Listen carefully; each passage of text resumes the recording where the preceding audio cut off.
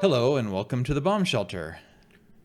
I'm your host for this episode, Kevin Coral Castle Schumm.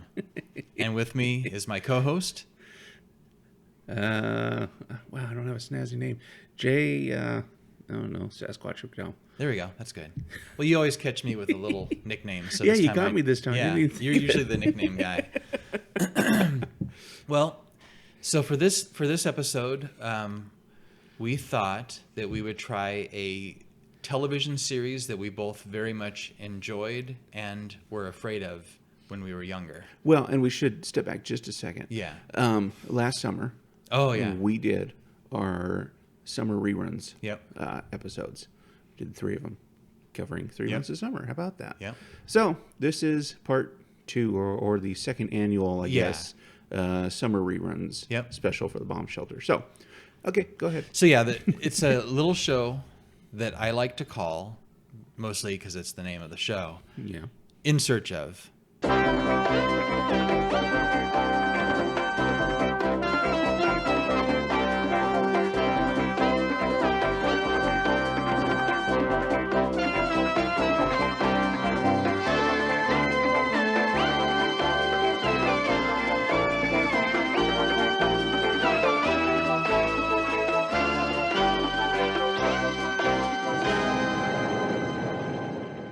Okay, In Search of. Yes, that was the music from In Search of.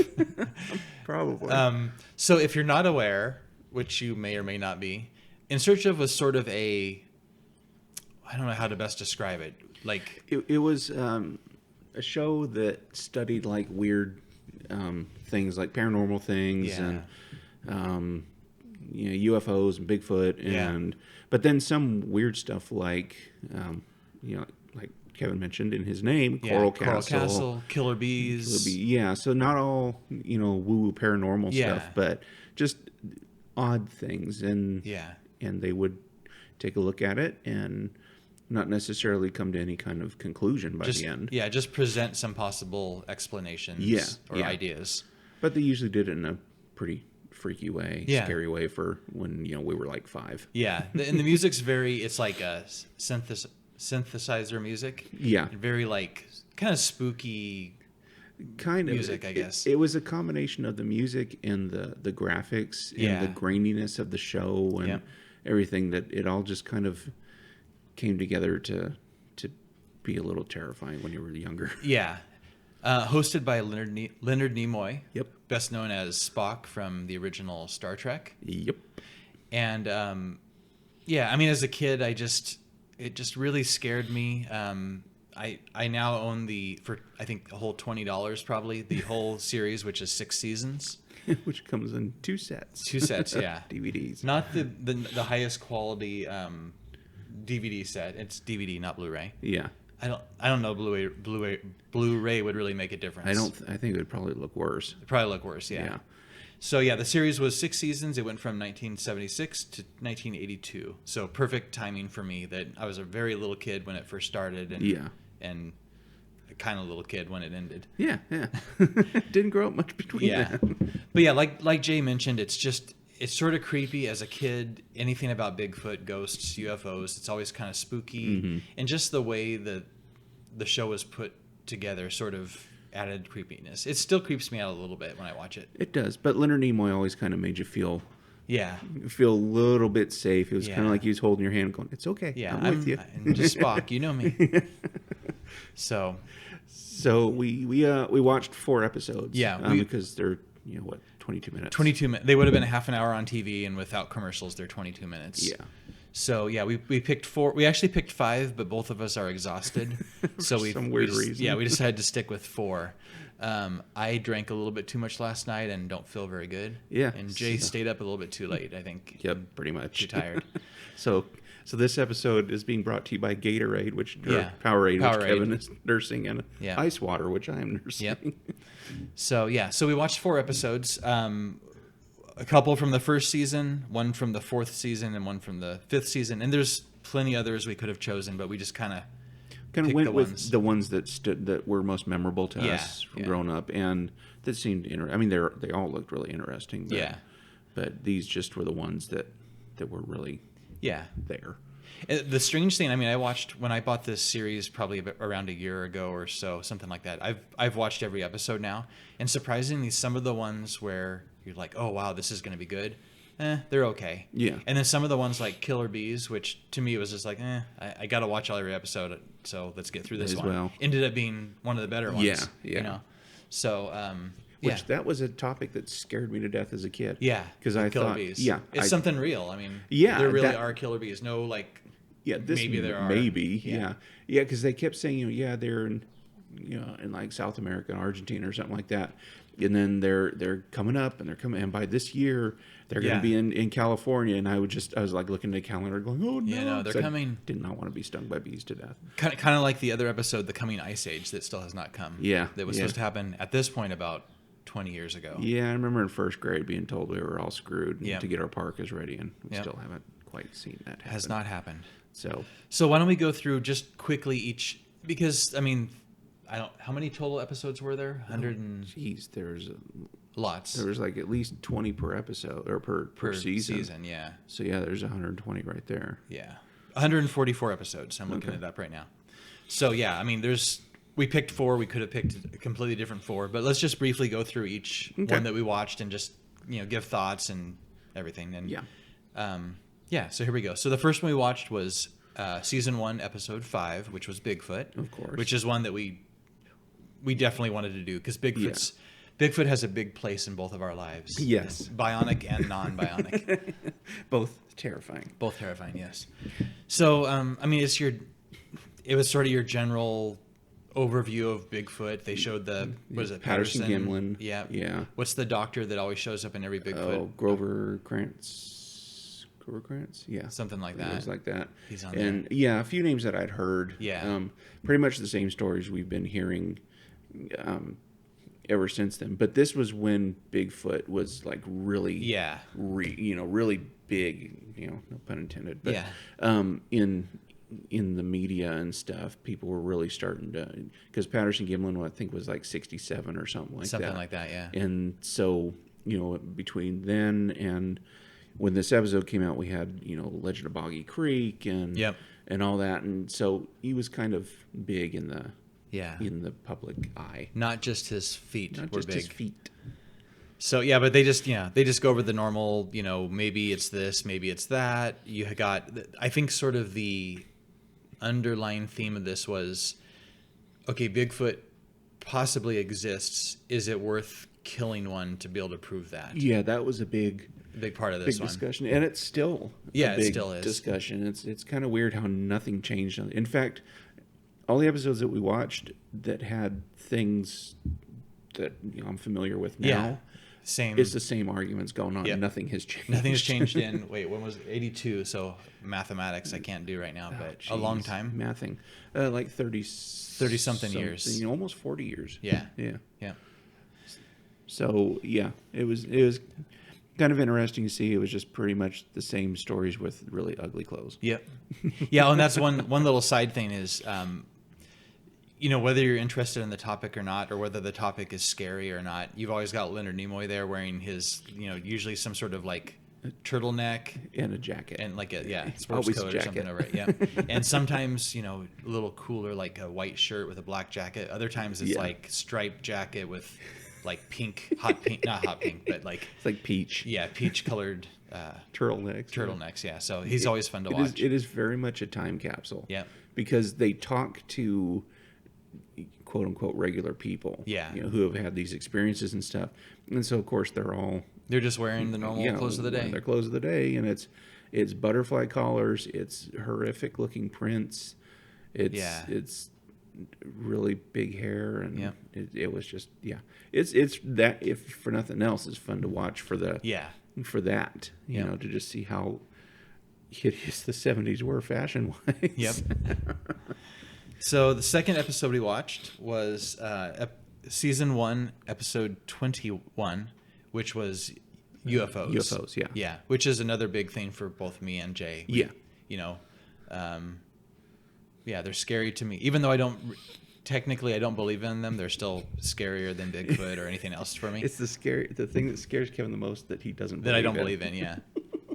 It's like being afraid of like Darth Vader or something. Like, I know he's not a real What are you talking about? Okay, I guess he is kind of real. I've seen him in pictures. Yeah, that's true. Can't tell So he's not real. and again, it was just, I mean, there's stories I've heard before, although because my brain is half gone right now, I can't remember a single. It's funny because when it started, I was thinking of other stories that I've heard, and I'm like, oh, these were after this show was made. Mm-hmm. You know, like Rendlesham and stuff like that. I'm like, oh yeah, but they didn't mention Roswell. Yeah, which Roswell didn't pick up again until about 78, 79. So this was right before, because I remember thinking he mentioned Kenneth Arnold seeing the ships, and it looked like, you know, saucers flying, skipping across water, and that's where flying saucers came from. Yeah. And I was thinking, well, but why didn't you mention Roswell? Yeah. Oh, because everybody had forgotten about it. Yeah, it kind of come and gone and was about to come again. Yeah. But it was interesting there, you know, and there was the, you know, the little eyewitness accounts and stuff, and the big dead spot in the grass that people are swearing up and down was where the UFO landed, and it's like, well, or maybe it just got a lot of nitrogen. Who knows? Yeah. But someone had to pee really bad. Yeah. That's where all the dogs go in the neighborhood. Yeah. But yeah, it was fun. It was interesting. You got that whole family that saw the UFO kind of out in the middle of the road, kind of landed there. Yeah. And you got like the mom and dad, you know, they're very rural Wisconsin. Yeah. And the 4 little kids that are, you know, probably 1 year apart each. Yeah. You know, they decide to have 4 kids. It's like 1, 2, 3, 4. Crank them out like a Kleenex box. Yeah. And the one little girl, future crazy cat lady, carrying her one cat. Yeah, soon to be 20. We were talking about, we were like, I wonder what happened to these people afterward. And we're like, well, you know, the parents probably passed on. Yeah, they were already in their 50s or so. Yeah. But, you know, we figured that most of the kids are probably still living in that house. Yeah. And the girl is now the crazy cat lady. Yeah, the local crazy cat lady. Yeah. So there you go. Yeah.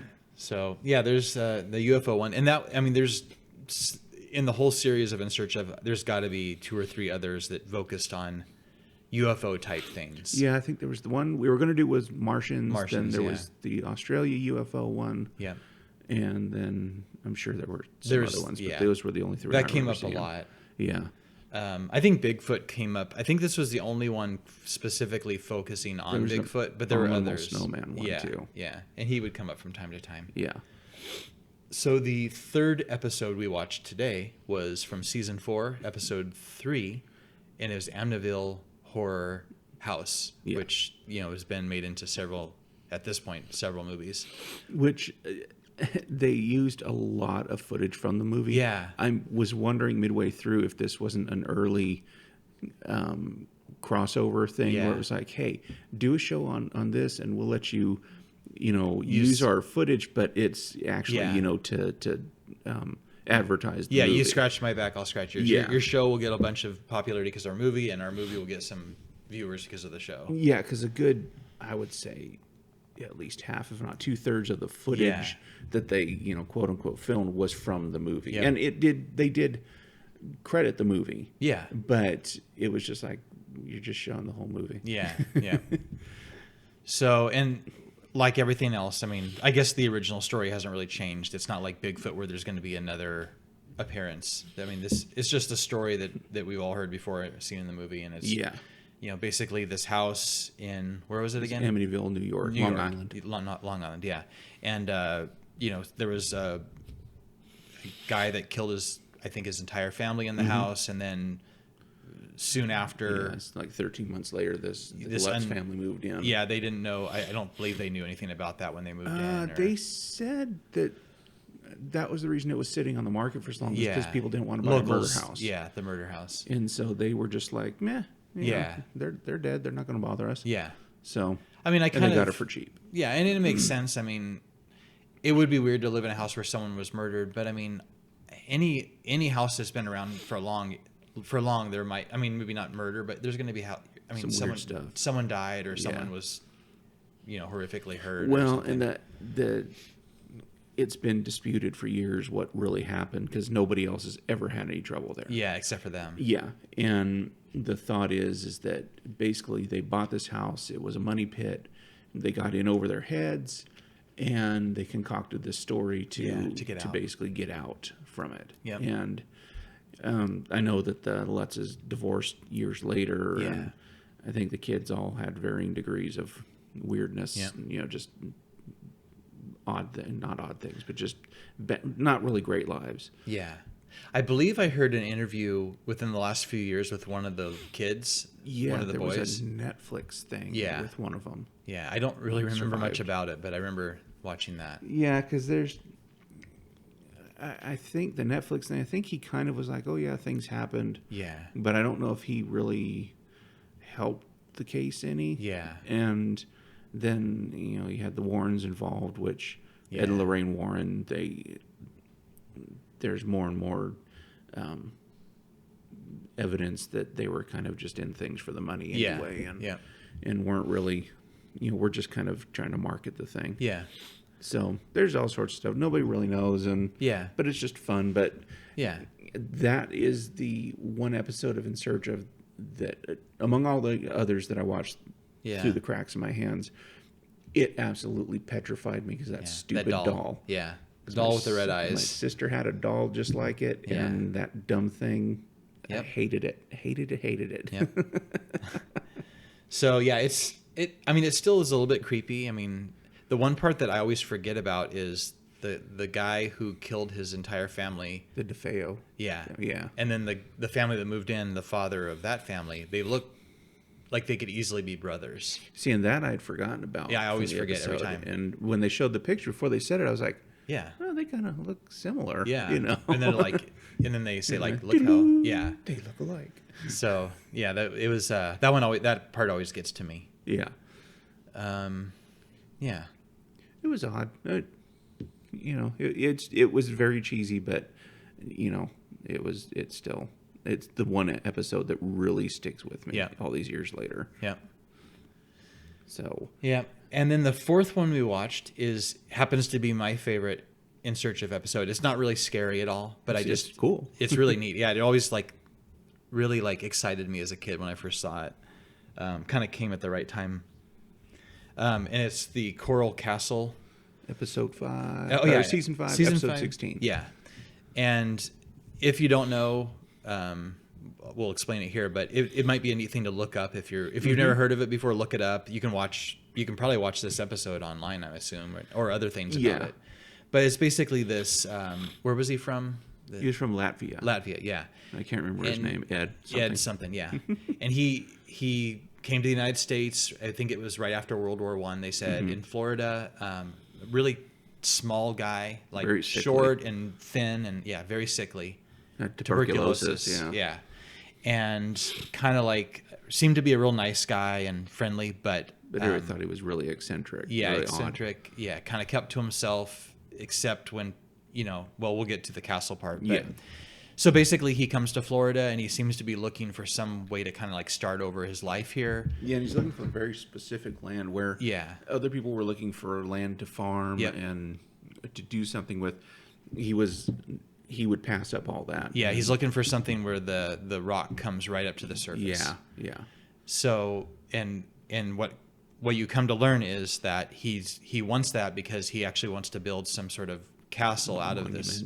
Out of this, and it's for what he calls his Sweet 16, which people always sort of assume, but are not very sure that it's some girl that he, liked or was supposed to marry or something back in his home country. I think the gist of it that I got was people thought that he was going to bring her over. Yeah, eventually after he built this, and then he, she never came over. Yeah.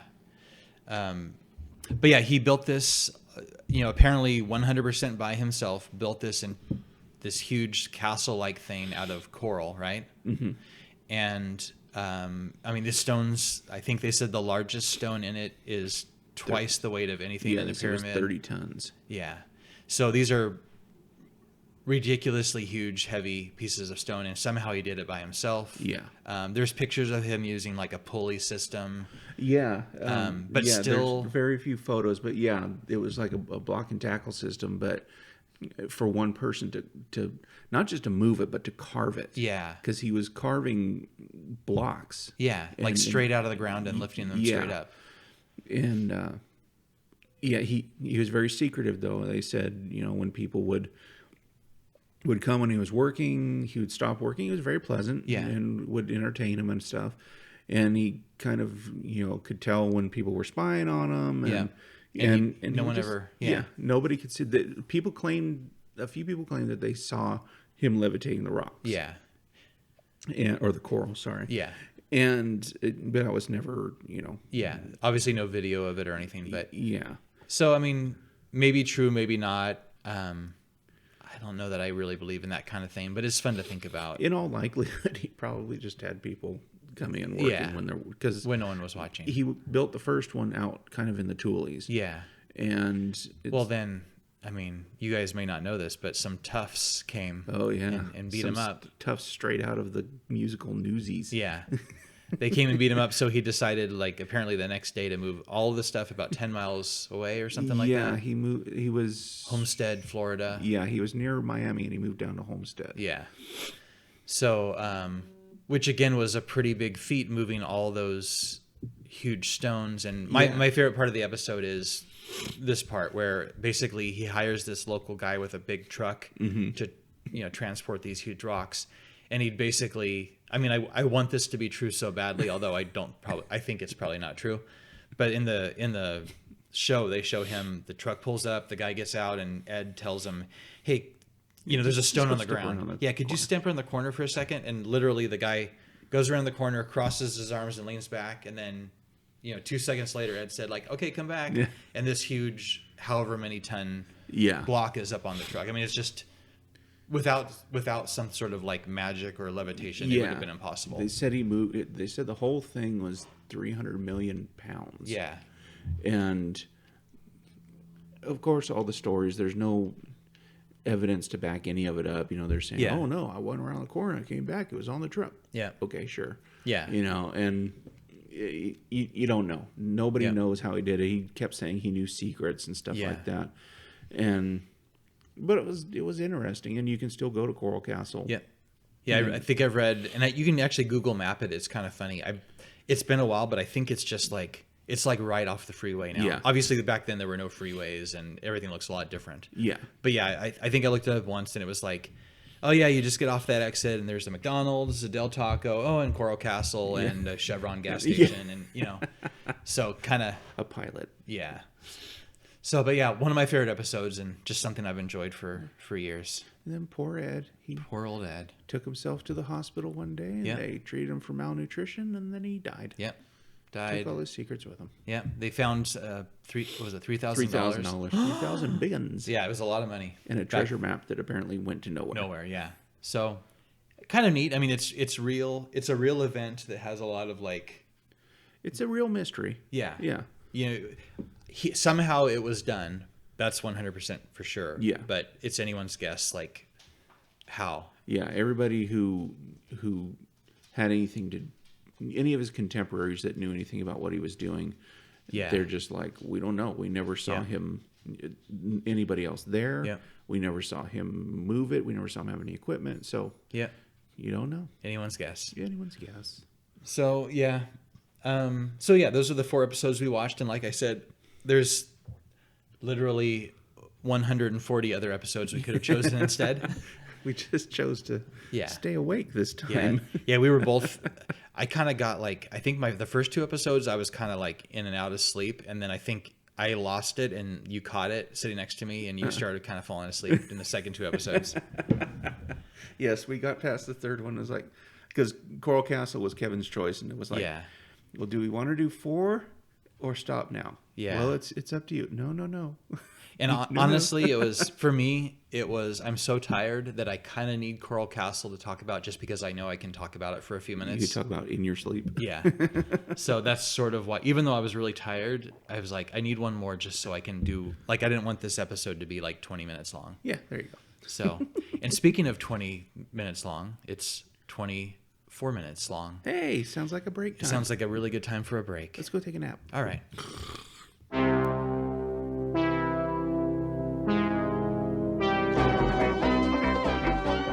This series presents information based in part on theory and conjecture. The producer's purpose is to suggest some possible explanations, but not necessarily the only ones, to the mysteries we will examine. And we're back. There we are. Yep. Yeah. So we both, during the break we were kind of talking, and we feel like we both kind of like we said so much of what we wanted to say in this entire episode. So we're gonna really wing it now. We're gonna really, really, really wing it more than we normally. Strap in. We're in for a ride. Yeah. So we were talking about because we were like, okay, well, we talked about the show a little bit. We talked about obviously who was on it, what it was about, and stuff. At the time that it came out, though, there was kind of this. It's kind of cyclic. There's the interest in weird fringe things and stuff. And the 70s, it was definitely a time when that was big. And we had In Search Of, we had, Bionic Bigfoot, we had Bigfoot and Wild Boy. He was getting, fit into different things in pop culture. We had Project UFO, we had Close Encounters come out, science fiction was really big. As we got closer to the year 2000, of course, we had the Nostradamus stuff coming out, which is another episode that was on here. Yeah. And just things like that for a while it was really, really big, and then it kind of petered out again during the 80s. And in the 90s, then we kind of hit the X-Files, and it started up a little bit again. And now we're kind of in fact, I think in the early 2000s, they relaunched In Search Of. Yeah. Or maybe it was... it was early 2000s. Yeah. And I think they tried to kind of do it, but it was like trying to, capture lightning in a bottle, and it just didn't quite... Yeah, there's just something kind of magical about Leonard Nimoy and the clothing of the day and just the resurgence of these kinds of things happening. It was just the perfect time for that to happen. And the show itself, like we said, the time and the culture and the music and the video that it was on, film that it was on, so it just all made it for just perfect. Yeah. But there's a resurgence now because, like I was saying, there's a lot of stuff in the UFO one. It's like, they've been saying the same stuff, and in the Bigfoot one, it's like, well, they've been saying the same thing now for they're doing it now like it's something new. And it's just kind of weird how the topic of fringe interests kind of ebbs and flows. Definitely. And we're definitely in a resurgence now with all the Navy coming out and saying, well, we're seeing things and we're going to start reporting them, and more and more things happening. It's kind of a cool time. And this show, it came out at a perfect time for me. That was right around the time, at school we'd have like our little book fairs, and I'd always, I'd get some little, like scary kid books, but I'd always try to get something on like UFOs or psychics or something. I was really into psychic powers back then too. So this show just like was a perfect thing for me. It was just exactly what I was interested in. And one thing that's kind of neat about it, I know it's not, things have changed over the years. Sometimes some of the things they say are kind of laughable, but they did have some. It wasn't all like, ghostly, and UFOs are definitely real and Bigfoot definitely exists. There was always. They were okay with it. They always took a scientific approach, at least to a degree. Well, I think they did a real good job of just presenting the information. And then letting you. Ponder on it and letting it percolate and you decide. Never in it, they of course they had people who were, I'm a Bigfoot expert and this is what this shows and this shows, and they didn't have one person on there going, I don't particularly believe this. I think it's just a kind of costume. And the UFO one, same thing. The family in Wisconsin, they're like, well, we don't, they were telling everybody at the time, we don't want this getting out. And of course it got out, but they didn't want it getting out because of the ridicule. But they didn't have a single person on here that was like, well, it's usually an aircraft or military or Venus or something like that, which you usually do get. But they still didn't present the stuff in a fashion of, no, this is real. This is no, they saw an alien spaceship. They just said they saw a UFO, which is an unidentified flying object. And then they let the sometimes the actual people tell the story. Mm-hmm. And let the viewers kind of decide, if they thought there was any credence to it or not, which, contrary to the way some of the shows are now, where it's, no, there's no way this could be anything other than aliens. Yeah. Or the only thing that could make that footprint is a Bigfoot. There's no way somebody could have pretend, made up a footprint and a great example of a more modern one is like Ancient Aliens and those type of shows. They'll set something up and then they'll give you like two choices. They'll say like, is this an alien spacecraft that did this or that, or was it an alien spacecraft that this, and it's like, well, how about option 3 that it's not an alien? It's neither. Yeah, it's neither. Nowadays it seems like a lot of these shows just say it's either definitely an alien or it's definitely an alien also. Yeah, or they present the skeptics as hardcore. There's no possible way it could be anything other than natural or man-made. Yeah. Because there are a lot of skeptics out there who are like, look, I don't know. Yeah. I haven't seen any proof to tell me that it is. Yeah. But I'm willing to look at the evidence. Yeah. And that's why I never could watch the History Channel shows, because I'm just like, no, it's not necessary. A lot of them were, like the Ancient Aliens thing about, building the pyramids. Well, there's no way man could do it. Yeah. Well, you're kind of selling mankind short on our ingenuity and things we can do. Yeah. Maybe they had Ed there. Yeah, that's true. Consultant. He was, he was getting up in years. Yeah.